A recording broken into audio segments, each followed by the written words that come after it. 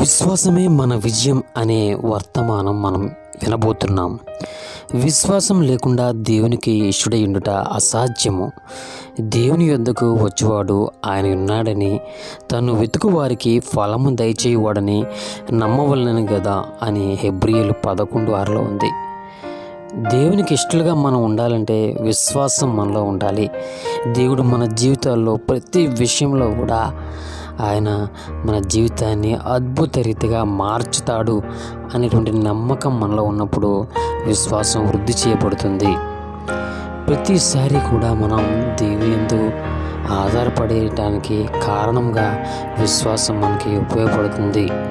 విశ్వాసాన్ని మనం కాపాడుకున్నట్లయితే మన జీవితంలో దేవుని యొక్క సన్నిధిని, దేవుని యొక్క దయను మనం పొందుకునేవారుగా ఉంటాము. రోమీయులు రాసిన పత్రికలో 10:17 ఒక మాట ఉంది. కాగా వినుట వలన విశ్వాసం కలుగును, వినుట క్రీస్తుని గురించిన మాటల వలన కలుగును. దేవుని యొక్క మాటలు వింటున్నప్పుడు మనలో విశ్వాసము పెంపొందించబడుతుంది. దేవుని యొక్క కార్యాలు మనం తెలుసుకుంటున్నప్పుడు మనలో విశ్వాసం బలపరచబడుతుంది. మార్కు సువార్తలో కూడా దేవుడు ఒక మాట అంటున్నారు, నమ్మువానికి సమస్తము సాధ్యమే అంటున్నారు.